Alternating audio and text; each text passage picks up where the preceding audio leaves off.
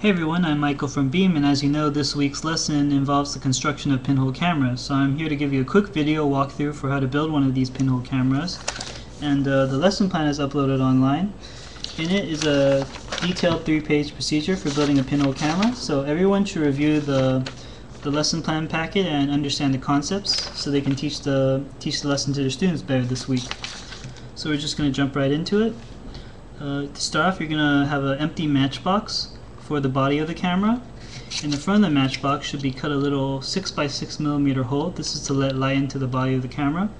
And in the matchbox tray, you're going to cut a viewing window about 2x3 cm. This should already be cut for you, so to save you the labor at the site. But in case there aren't, you'll have to cut these. And next step is to color the inside of the matchbox black. So, just use a permanent marker and have the kids do a very thorough job of coloring the inside of the matchbox as well as the tray black. So once you've done that, you can get to loading the film. So to build each pinhole camera, you're going to need an empty roll of film and a full roll of film. So here's our empty roll of film. We can tell it's empty because there's just a little film left sticking out and there's no more after that. And full roll of film, you can tell it's a full roll of film because there's still the film leader sticking out, and there's plenty of film to go around. So first thing you're going to do is you're going to take the full roll of film, you're going to cut off the leader, okay? So I've already done that with this roll of full film, so we can just work with this. So to load the film to the camera, you want to just take the film, and the film has two sides. There's a shiny side and a non-shiny emulsion side. So the emulsion side is where the images are actually formed on the film, so you want this facing the hole in the matchbox. So you're just going to take this film and you're going to thread it through the matchbox like so. Remember, the emulsion layer, the non-shiny side, is facing forward. And then you're going to take the matchbox tray and just slide it in the front. Okay, this might take a little fiddling with, but yeah. So as you can see, the film is wedged between the bottom of the tray and the back of the matchbox. Next thing to do is you want to take the old roll of film and you want to splice the two ends of the film together. So to do this, we just take a little electrical tape provided in each kit,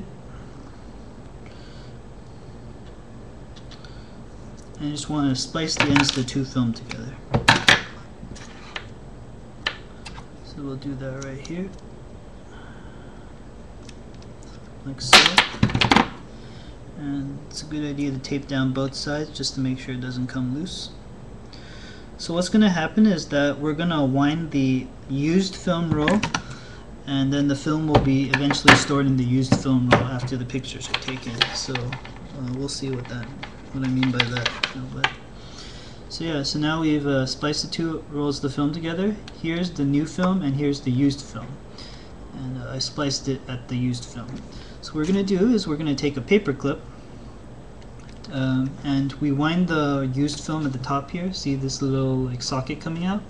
So we're going to take the paper clip, and there's a side with two round ends and a side with pokey ends, so we want the pokey ends inwards so we don't stab ourselves. So yeah, just insert the paper clip through the top of the film canister here, and insert it as far as you can, sort of, and then just bend the paper clip like so. So now we have a convenient winding clip handle for winding the film. So you're going to turn it counterclockwise, and this is going to pull the film upwards. See? So it's pretty convenient. So if we have more film, we'll just wind this, and we're going to load fresh film into the body of the camera in the middle here. So you'll notice that if you wind the film, it has a tendency to spring back like this. So one solution to do this is to take a little tissue and just pack it into the bottom of the used film canister. So in the bottom there's like a little hole here, and just want to stuff this with tissue, and this will help it keep tension while you wind the film. And again, just take a little electric tape and just tape the tissue down so it doesn't go anywhere. So I'm just going to get a little more to make sure it stays in. Man, tape is hard to work with sometimes.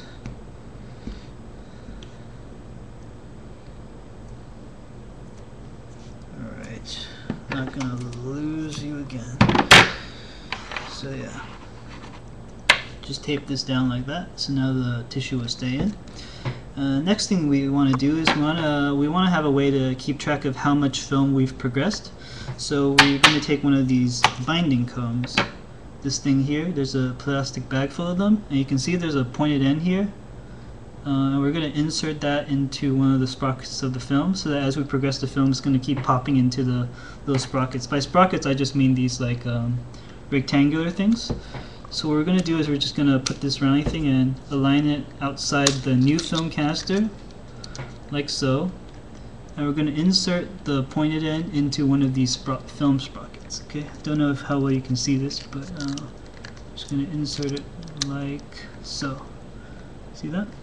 And then just tape it down so it stays in place. And you don't want to insert it too far, otherwise it might break the film or tear the film, and you don't really want that. So you sort of just want to be a little gentle and just make sure it lightly rests in one of the first film sprockets, and make sure it's straight.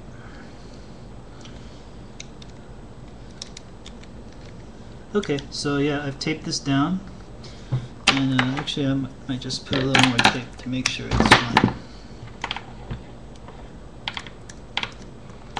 So now you just want to test it. So you're gonna wind the film until both sides are flush. So what I mean, so let's see, let's wind this film. So yeah, so here's the sprocket thing, and you're gonna push it in here. And now you're just gonna, so this is actually what the camera's shape is gonna look like. So you just want to wind it and see if it makes that clicking noise. Great, so you can hear the clicking noise. So this means that the film is being progressed.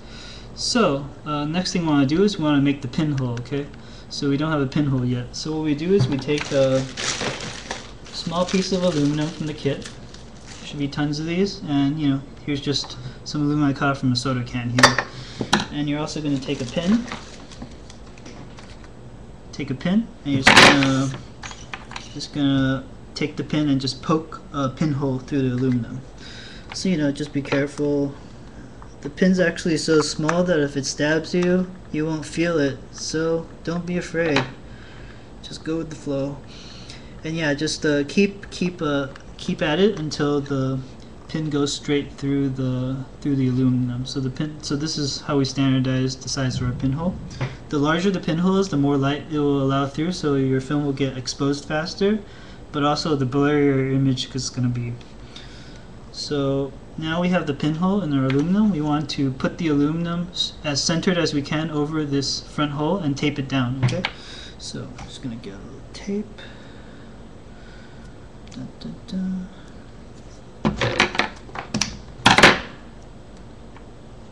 And tape down the two sides of this aluminum. So as you can see, the pinhole camera is really shaping up, and we're almost done. It's a little mechanically difficult to build, but if you take this slowly and explain each step and you know the purpose of each step, I think the kids will really enjoy this activity. So we have the pinhole taped down. So the next thing we need to do is we need to, first of all, construct a shutter. You know, some way to cover and uncover the pinhole. When we want to take a picture, we'll uncover it, then cover it again. And the second thing we need to do is we need to light proof the camera. Okay, so you know, as you know, film, when it sees light, it's going to get exposed, and if you have an image that you captured, you don't want light to just shine on the film and blur out your image, right? So we need to cover all the joints of this camera with electrical film. So this is the part where the kids can just, you know, put tape all over the film and make sure no light can get inside. So important places to cover is, you know, these joints right here, here, and in front, because that's where light can get in. So I'm just gonna quickly tape this up. So yeah, in the back of this joint here, the front, and yeah, just for good measure, just put some tape and wind it all around, just to make sure everything sticks together. Okay. So I'm not going to finish. You need to light proof it quite a bit. You know, there's a top here and behind here, but just to save time, I'm not going to do that.